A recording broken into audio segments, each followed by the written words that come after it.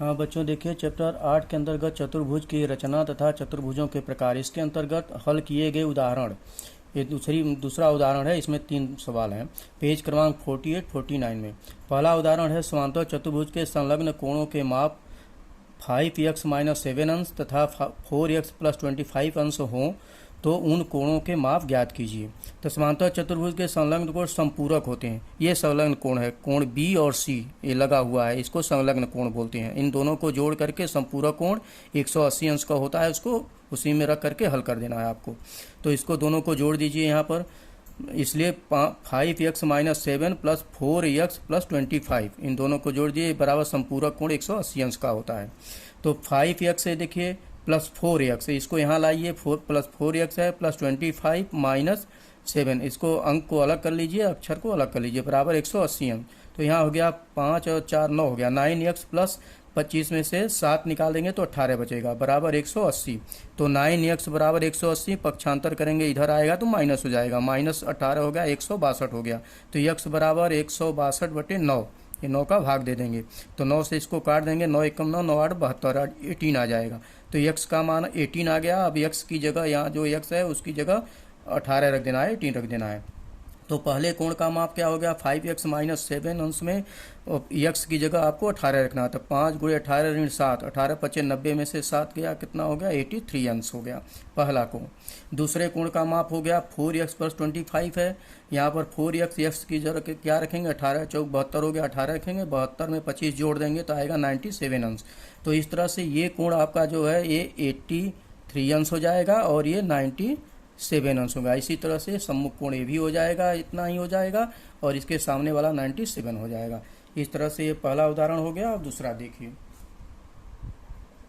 दूसरे में देखिए संलग्न आकृति में चतुर्भुज PQRS एक समांतर चतुर्भुज है।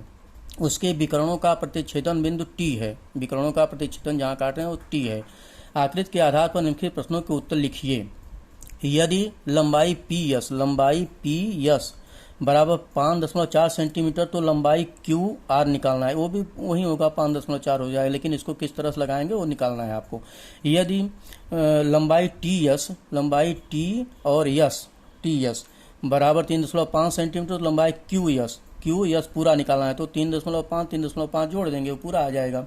इस तरह से यम कोण QRS में, यम माने मेजरमेंट माप, कोण QRS बराबर 118 अंश हो तो यम कोण QPS निकालना है आपको। यम कोण SRP, SR और P ये कोण, तो कोण RPQ कितना होगा।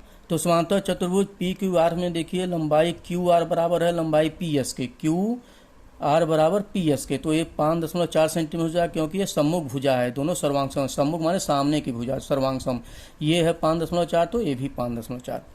दूसरा का उत्तर देखिए, लंबाई Q और S बराबर 2 × लंबाई TS, दोनों का दुगना करेंगे, अभी मैं आपको बताया। तो 3.5 में 2 का गुणा करेंगे 7 सेंटीमीटर होगा, क्योंकि विकर्ण परस्पर संबंध विभाजित करते हैं। तो 3.5 इधर 3.5 इधर 7 हो गया।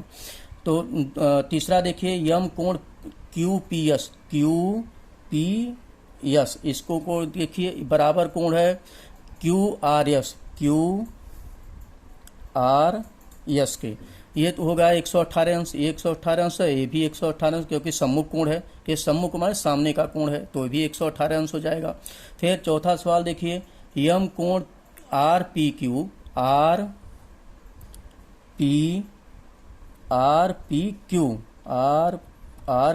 ये कोण, इसको देखिए ये बराबर हो जाएगा कोण SRP, SR और P, तो ये भी है क्या है, एकांतर कोण है, तो ये दोनों भी 72 अंश का होगा, एकांतर कोण है, एक दूसरे के एकांतर है, तो ये एकांतर कोण है, ये भी सर्वांग सम हो जाएगा, ये भी 72 है तो ये भी 72 हो जाएगा। इस प्रकार से तीसरा उदाहरण देखिए, पूरा हो गया। अब तीसरा देखिए, उदाहरण तीसरा है चतुर्भुज CWPR के क्रमिक कोणों के मापों का अनुपात क्रमशः 7 संबंधे 9 संबंधे 3 संबंधे 5 रेशियो है, 7:9, 9:3 और 3:5। तो उस चतुर्भुज के कोणों के माप ज्ञात कीजिए तथा चतुर्भुज का प्रकार पहचानिए। तो इसको देखिए, इसका प्रकार पहचाना कि किस तरह का चतुर्भुज है। तो माना यम कोण सी इसको माना बराबर कोण ए डब्ल्यू इसको मान लिया संबंध इसका, फिर संबंध है यम कोण पी, फिर यम कोण संबंध है आर बराबर कितने का संबंध है 7, 9, 3, 5 का।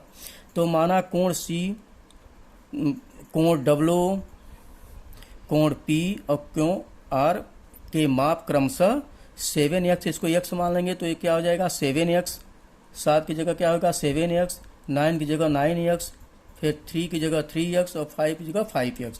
तो इसको जोड़ देंगे सब, और पूरे चतुर्भुज का कोण का पूरा कितने अंश का होता है 360 अंश। तो 7x plus 9x plus 3x plus 5x बराबर 360। अब सबको जोड़ेंगे 7, 9, 3, 5 जोड़ेंगे तो 24x आएगा। 24x बराबर 360 अंश, तो x बराबर 360 में 24 से भाग दे देंगे तो 15 आएगा। तो यम कोण सी बराबर 7 गुणे 15, 7 गुणे 15, x का मान क्या है 15, तो 15 7 105, इसका मान आ गया कोण सी हो गया 105 अंश। इसके बाद यम कोण डब्ल्यू, 15 में 9 से गुणा करेंगे तो 15 9 135, तो 135 से इसका मान आएगा 135 अंश इसका हो जाएगा। इसके बाद यम कोण पी, 3 गुणे 15 हो गया 45 अंश, तो ये आपका आएगा पी 45 अंश हो जाएगा। और फिर यम कोण आर बराबर क्या हो जाएगा 15 5 75, तो ये हो जाएगा 75 अंश। तो यम कोण सी प्लस यम कोण आर दोनों को जोड़ देंगे, 105 और 75 जोड़ देंगे, 105 यह है और ये 75 है इधर, इसको दोनों संलग्न कोण है तो दोनों जोड़ देंगे तो 180 अंश हो जाएगा। तो भुजा सी और डब्ल्यू समानांतर है भुजा आर पी के समानांतर है। तो यम कोण सी प्लस यम कोण डब्ल्यू, यम कोण सी प्लस यम कोण डब्ल्यू भुजा यम कोण पी तथा यम कोण डब्ल्यू बराबर 105 अंश प्लस 135 अंश, 105 और 135 105 और 135 ये दोनों जोड़ देंगे तो ये हो जाएगा 240 अंश, लेकिन ये 180 अंश से के बराबर नहीं है, इसलिए समांतर नहीं है। भुजा सी आर, जो भुजा सी और आर है और भुजा डब्ल्यू और पी है, ये समांतर नहीं है क्योंकि ये बराबर नहीं आ रहा है दोनों।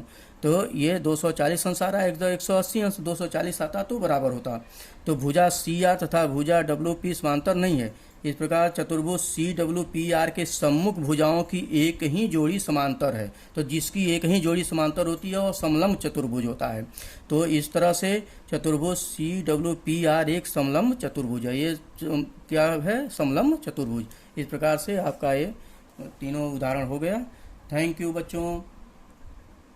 हाँ बच्चों देखिए, सी आर और डब्ल्यू पी समांतर नहीं है इसकी एक जोड़ी, इसमें यही जोड़ी सी डब्ल्यू और आर पी समांतर है। तो सी डब्ल्यू पी आर के समूह भुजाओं की एक ही जोड़ी समांतर है, केवल ये और ये, मतलब सी डब्ल्यू और आर पी यही समांतर है। इस तरह से एक जोड़ी जिसकी समांतर होती है वो समलंब चतुर्भुज है। तो सी डब्ल्यू पी आर एक समलंब चतुर्भुज है। इस प्रकार से आपका ये तीनों उदाहरण हो गया। थैंक यू बच्चों।